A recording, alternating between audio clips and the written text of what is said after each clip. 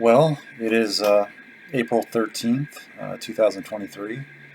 Um, I just recorded um, a couple takes of a minute-long video in the other room, but I don't know. I had more to say, and a minute is hardly ever enough. And I need to ramble and work myself up to things, to talk about whatever it is I'm thinking about, which a lot of times I don't even know. But in the process of just hearing myself talk, and just my stream of consciousness naturally tends towards the direction that I'll eventually arrive at. Usually. It's not a perfect system. Hardly. But it also gives me the opportunity to, I don't know, show off a little bit. Be more creative and elaborate. I'm not confined to having to perform and get everything out in a single minute and be entertaining on demand for an audience, which I'm not really about the audience. So it's funny. It still hurts, but it is funny when I get negative comments and outright hate messages from people that disagree, basically. They disagree with who I am and what I'm saying and what I believe. They don't like it, so they automatically have to hate it and let me know. Isn't that nice of them? That they take the time to let me know that they don't like me, they don't agree with me, and they don't, yeah, it's like, thanks. It's like, newsflash, it's like, there are people different than me out there. So it's like, I just accept those things. So I guess people that are also different than me that take the time to try to police or belittle or patronize other people online to make themselves feel good by attempting to make other people feel bad. And it's like, well, they succeed. I chose not to respond and continue to choose that. Don't need to feed energy into the system because it doesn't lead anywhere. It just creates more. And there's no winning people over or persuading them either. They seem already pretty set. And anyway, that's been a while, and I've just left it alone. And I haven't gotten any new ones recently. But there's just every video I put out tends to get its share of dislikes, more than likes. But those don't show because it's a self-perpetuating system. If people see that other people have disliked something, they themselves are more likely to dislike it themselves, because it's like that's the trending feeling. It's like, because people will see and if they don't understand it, they don't know what to think of it. Do I like this? Do I not like this? Because they don't even know themselves. So they'll look to the majority, and if the majority has already given it a dislike, then they themselves will be like, oh, well, somebody else didn't like this either, so I'll dislike it. Whereas if somebody has already given it a like, then that might swing them the other way. So anyway, that has nothing to do with what I want to talk about. I guess I've been noticing, and this is far enough into the video that I can now freely talk about whatever. So I doubt anybody's still here. So my friend Barbara, who is going to be turning 90 years old the 1st of July this year, I can't help but notice that just in this past single year, past 1 year, her she's fading. She's just not as energetic, as a person in their mid 80s and late 80s can be, which is the only time I've ever known her. I never knew her before here, these past few years. So I have no frame of reference on how she was or who she was as a person before then, except for from her stories. But her energy has dramatically, from my perspective, changed, and she's just not as, I don't know. It's just, I think she's not going to be around that much longer, and who knows? I'm not a doctor, and I'm not her family.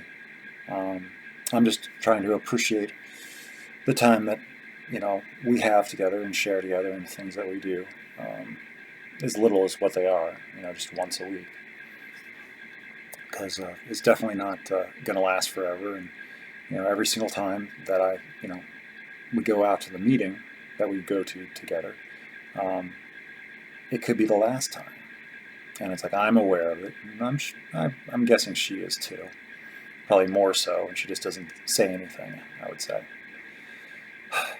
But also more than just her physical being, but just her mental state and attitude, and the way she's talking, and it just, yeah, and just so out of respect, I guess I don't really need to say any more, but. I don't know if she notices or not, and I'm not going to say anything, because that, to me, feels rude. So I get enough of that from the outside world, because I am not, I don't interact with the world in such a way as other people find me rude all the time, in nearly so many instances of my just being out in the world. I am rude because I don't behave and follow the socially acceptable, mandatory, compulsory, generic script of how people are supposed to relate to each other. And if you see somebody, you have to make eye contact and wave at them and say hi. And then you see the next person, you're supposed to make eye contact and wave at them and say hi. And I'm exaggerating a little bit, but people have these rules, and if you don't follow them, well, you're just mean, obviously, and you're just evil. You have to make eye contact with everybody. You're supposed to small talk, and you're supposed to wave at people and greet them and say goodbye and tell them how your day was, and it's like, no. Just let me do my job, let me do what I know how to do, and I don't like excessive interruptions by people that I have not chosen. I choose people and they get permission, and it's like, I don't know how they get permission, or why I choose them, but there are people that I'm okay with, that make chit-chat and little comments, or even little criticisms, or even little jokes. They are even allowed to make fun of me sometimes. That's not something I give permission for very readily, because I am very overly sensitive to being mocked, even in a joking way, because for the longest time, I didn't even realize it, that I was being made fun of, not in a fun way or a friendly way. I just wasn't aware of how people were, and I didn't realize I was being made fun of and mocked as a cruelty, as more of a bullying type of thing. Years and years and years. Didn't register, didn't notice. I just didn't understand why people would spend extra time on me to make me, to attempt to try to make me feel bad. It's like, to make themselves feel good, I guess, to feel superior, and establish a hierarchy and a status to enforce that illusionary ego among their peers, their friends. It's like, and I guess I'm just a good candidate for being put in their place. Made sure that I know that I am less than, that I am inferior, and I'm not good enough. Gotta remember that, always.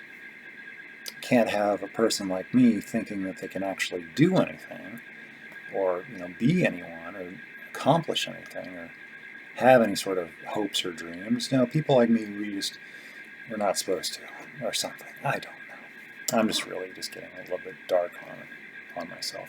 Hey, look, here's a cat. This is something I got, I think, in Switzerland or Austria about 30 years ago on a trip. It was a class trip. And this is one of many little trinkets and things that I picked up. But it's a little kitten or cat with a crystal ball. And when you look at it from the top down, the crystal or whatever, it changes color. And I don't know. I found it back at the house when I was there, like just over a week ago. Has it been a week? It's just been a week. It's only been a week. It was last Thursday.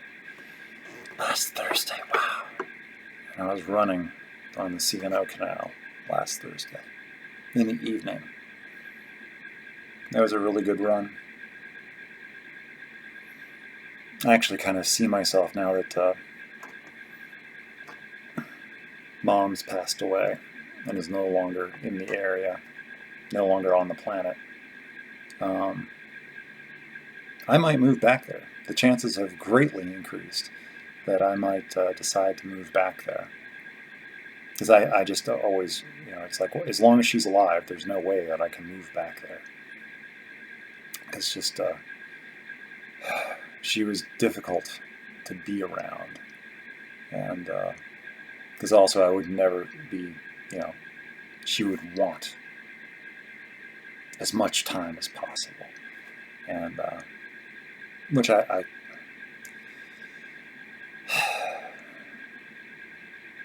left West Virginia for a reason.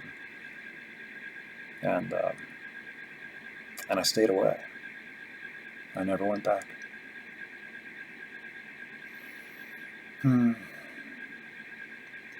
But besides all that, the other thing that happened yesterday, which has been on my mind, was that I was let know that the guy that took over for secretarying the Thursday night men's closed discussion meeting,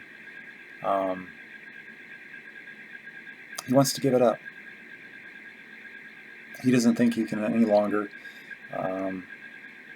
guarantee or be reliable in that role.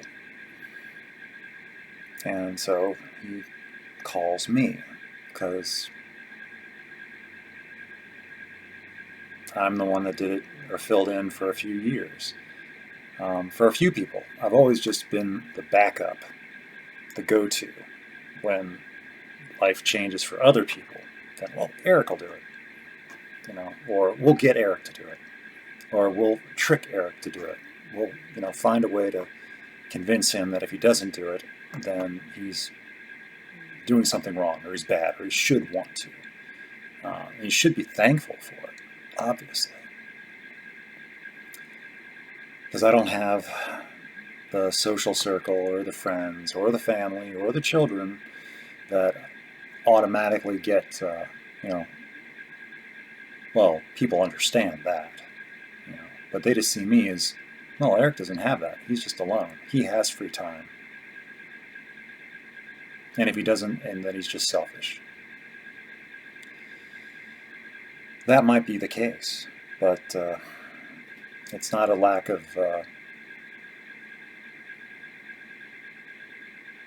character or whatever. But I've already done it. It's like, I know what it's about, and it's service work and stuff like that. And it's like, the whole thing is, it's designed about getting or allowing or providing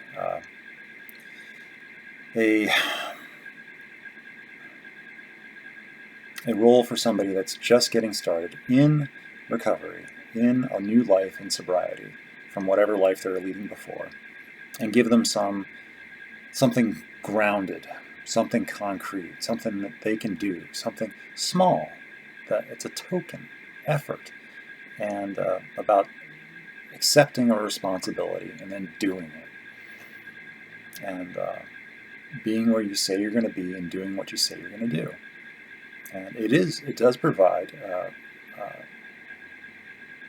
it does serve a purpose, and it does help other people. And in that particular meeting, I did it for a number of years, having not agreed to it, because the guy that I took over from, for medical reasons, couldn't do it any longer, so I filled in for like 6 or so months, and then eventually somebody else volunteered to do it, and then they did it for a while, and then they relapsed and left. Of course, I had to out them publicly first, after their behavior was becoming erratic, and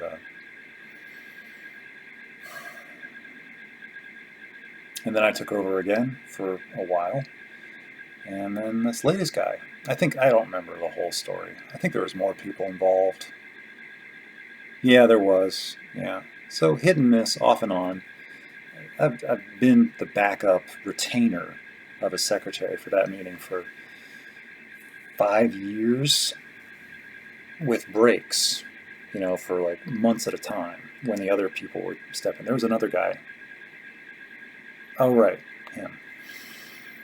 So for 5 years, I've been the secretary of that meeting with like 6 to 8 month period breaks in between, a few stints. And this latest guy, he's been doing it for just over a year, I think. Before that, I've been doing it for a year myself. And so he wants to stop. And he got a new job. He left his old job under questionable circumstances. But he got a new job. And that job is now becoming more demanding of his schedule and his time. And he also has another child now. So he's up to two children. And and I think that's great. I think that's it is really awesome for him. And I can understand how the additional responsibility, on top of everything else that he's got going on, he's also got to extend and continue to do this meeting. And it's like, I can see it as becoming like a source of stress. And he has done his time. He has put in a year, and that is all that is ever really expected of anyone that takes up the gauntlet of a secretary role. It's not a lifetime commitment, and it's not supposed to be. That's why I'm very wary about having it tossed back in my direction. So it's like, because the last time I just had it for too long, I was like, well, we could just close this meeting if no one's really interested. Meetings close. If there isn't much interest, this was when attendance was really low due to the pandemic, and we were only I'd go to the meeting to open it up and get it started, and there's no one there. And after a few weeks of that, it's like, well, I'm not going to just spend my free time keeping this open. That everybody wants it to stay open, but they also don't want to go. So that kind of was salt in a wound. So But now our attendance is back up to, between 10 and 15 people on any given Thursday night. A lot of them are coming in from the criminal justice side of things, and so they have to be there to get a piece of paper signed that they attended. What they, doesn't mean that they learned anything or they participated, but they were there, and they got a signature. So they are fulfilling whatever terms of their incarceration. But everybody, I guess, has to go through whatever they go through. For me, it was just a hospitalization. Coming up on 7 years ago, and a trip to the hospital. And, whereas most people, they get in trouble legally, and that's what brings them into the system as far as recovery goes. For me, it was just the hospital trip. Just the hospital trip. I almost didn't make it out. But it sure got me into the system. And it also got me evaluated by, psychologists or psychiatrists. And it got me diagnosed, for... It's just like, how could a person get to the state that they were in without ever attracting attention? And I guess I interviewed in such a way that they started asking better questions. And I don't remember any of it, but that's when they diagnosed me with mild autism spectrum disorder. And they called it Asperger's syndrome at that time, in that place, even though the term itself had already been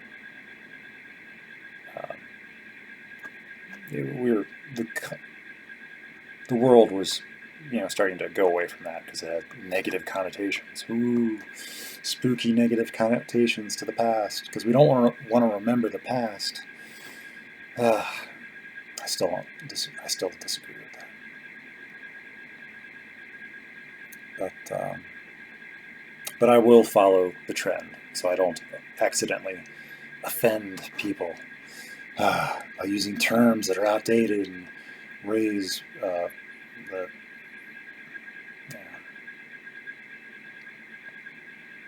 So I'm just feeling a little bit down, more so than usual, and feeling a little bit more alone, more so than usual, because I just see just in outside spaces and online places how much connectivity and community, and everybody's smiling, or at least they're showing smiles, and people are doing things together, and they're actively living their lives, and it's like I just feel like,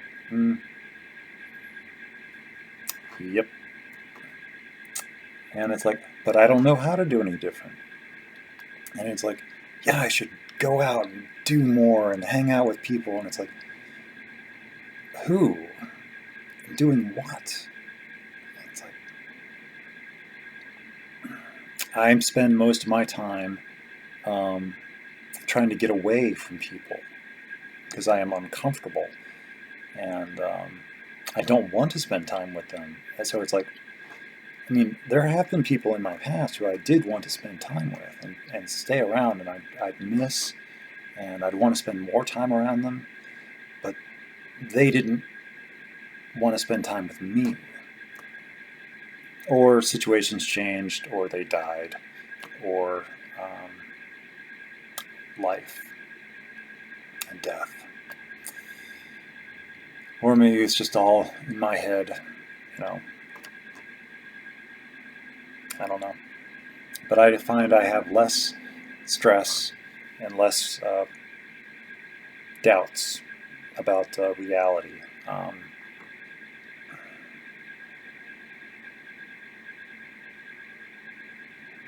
The less time I spend around recovery people, for sure. And even just regular people outside of recovery, it's like, I don't know what they want. I am questionable of their motives and their intentions. And it's like, I don't want to find myself getting embroiled or entangled in situations that are really none of my business and outside of my comprehension. Not that I can comprehend them, but I comprehend them. It's like, I don't know. That seems a bit complicated. It's like, no. You've got some stuff going on for you, and I don't need to help you make more.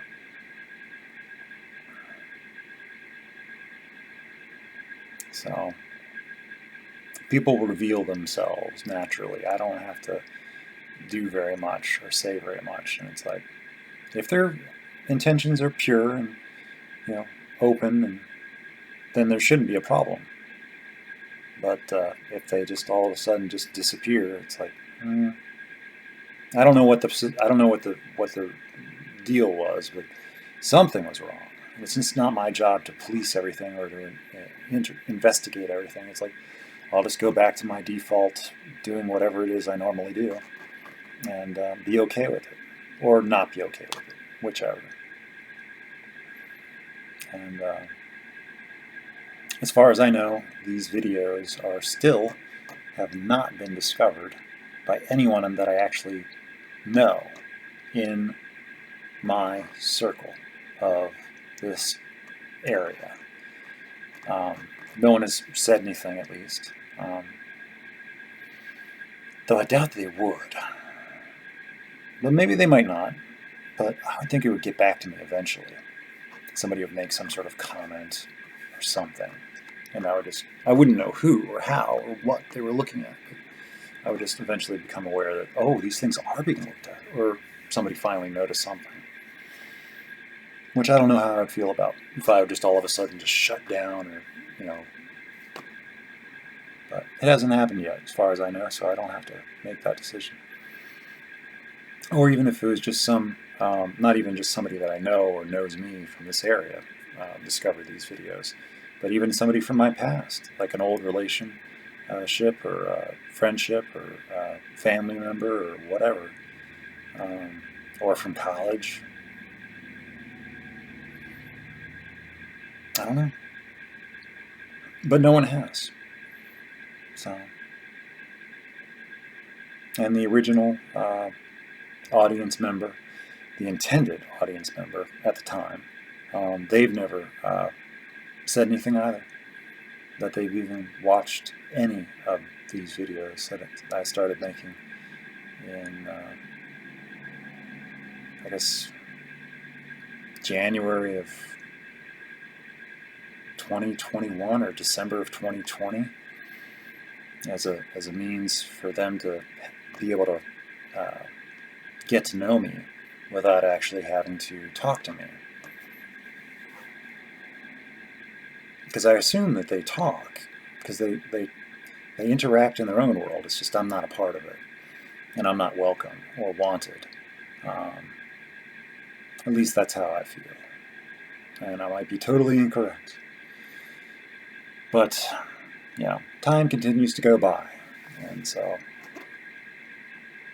anyway, it's all just really sad, and I'm the only one that has a say in it, and that can do anything about it. I'm the only one that knows what it feels like, how I think, and I'm sure there's people out there that can relate, but I don't know who they are, and I think people like me just kind of stay quiet and eventually disappear. And we lead whatever kind of lives we end up leading. And it is sad. Or maybe not. Maybe I just don't know how to do anything. And it's just, it's hard to say. But I don't have anything really else to say. Just sad. So, yeah, that's it.